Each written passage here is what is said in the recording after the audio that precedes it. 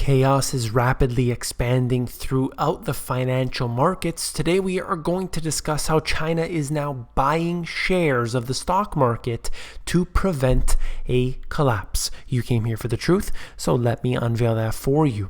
When you have a market that's ready to crash or ready to collapse, you always have government intervention there to prevent it from happening, and this only exacerbates the problem. We have noted this historically over and over again, yet they continue to make the same mistakes. They don't want to accept it. I have an episode that is absolutely jam-packed, but that seems to be a recurring theme. Let's look at this right here. I'm going to go into the information about China, then I want to get to a few other points here in this video. Let's go through the China stuff first. US traded Chinese stocks plunged the most in 4 years as the rout that wiped $3.2 trillion from the value of mainland equities spreads. This article is out of Bloomberg, talking about the crash that is currently happening within China. Investors are fleeing anything associated with China. And they also said that they don't want to have anything related to China in their portfolio. Investors are reading the risks around China, and there's a spillover effect in the US listed stocks. It is affecting the global markets. China is obviously extremely important. We can't just look at Greece. We need to see the other countries that are there, that are big, that can make waves within the world. I need to move on quickly here. Don't want to bring this video too long. While all Western eyes remain firmly focused on Greece, a potentially much more significant financial crisis is developing on the other side of the world. In some quarters, check this out, it's actually being called China's 1929, the year of the most infamous stock market crash in history and the start of the economic catastrophe of the Great Depression. Now, they could be extending it here. We don't know yet, but it is significant. Look at this. In any normal summer, a 30% fall in the Chinese stock market, a loss of value roughly equivalent to the UK's entire economic output last year. After an ascent which has seen share prices more than double within the space of a year, would have been front page news across the globe. What they are doing is trying to, in fact, cover this up in such a way while the government seems to try and patch everything up. I'm going to get into the very big details here in just a moment. The government is stepping in on that, and let me get into this here. We're looking at Australia's news here while they say, while the world worries about Greece, there's an even bigger problem closer to home, China.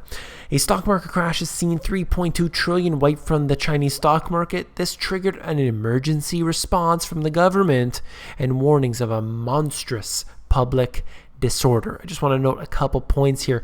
State-owned newspapers have used their strongest language yet, telling people not to, can you believe this, not to lose their minds and not to bury themselves in horror and anxiety. This is huge that they're actually coming forward and saying this. If China does not find support today, the disorder could be monstrous. What support are they talking about? Let's get right into that. Here we go out of CNN Money. China's stock market is in trouble. It's down over 20% since mid-June. And actually that number is getting worse. Actually today we're looking at much closer to 30%. But the Chinese stockbrokers are trying to tell their scared investors, stop selling. Help is on the way. China's 21 largest brokerage firms said they would spend 120 billion yuan, that's about $20 billion, trying to stabilize the market according to the Chinese state media. The firms will actually buy the stock funds themselves. They're actually going to buy $20 billion worth of stock, propping up the markets. Let's go into another article talking about this more in detail out of the New York Times. China moves to stabilize the stock markets. Initial offerings are halted. There are a couple points that I want to make throughout here. I'll get to them very quickly. Struggling to respond to precipitous declines in the Chinese stock market over the last 3 weeks, the country's biggest brokerage firms unveiled a government-endorsed plan to buy shares.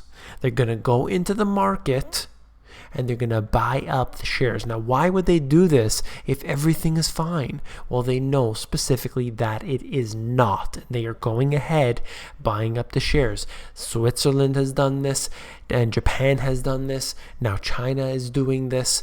The US has this system where they allow the incentives for other central banks to buy up their shares. This is going on everywhere now.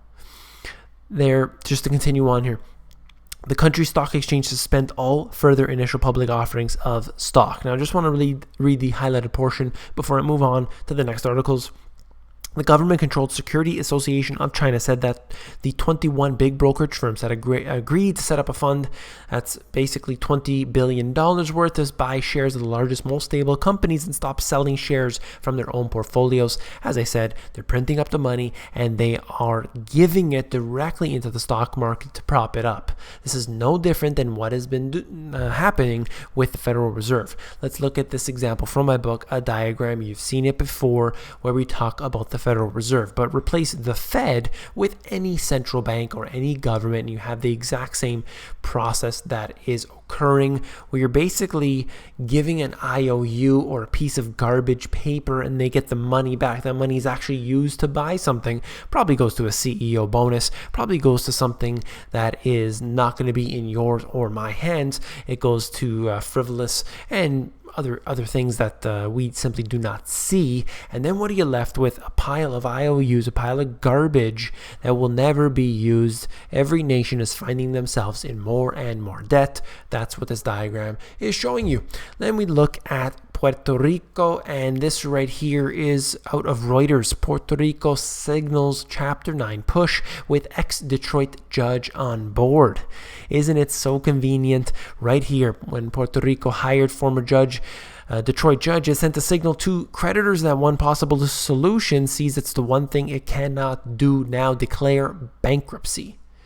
They gained access to the U.S. Chapter 9 bankruptcy laws for the Commonwealth, would give the framework creditors and debtors, public corporations, to work out their differences, allowing the Commonwealth itself to follow the same path as the city of Detroit. And they're basically suggesting that, you know what, Detroit's doing okay. They're not doing too bad. They're handling the situation. But they're not. Actually, the situation is worse than it was a few years ago, despite what the media is projecting. We see things getting worse. The economy is declining. It is not just in Detroit. It is not just within the United States. This problem extends outwards. Look at what's happening in China today. Let's move on to this right here. Out of the AP, deal makers from New York to London have had a busy first half of the year. Mega mergers drove the frenzy.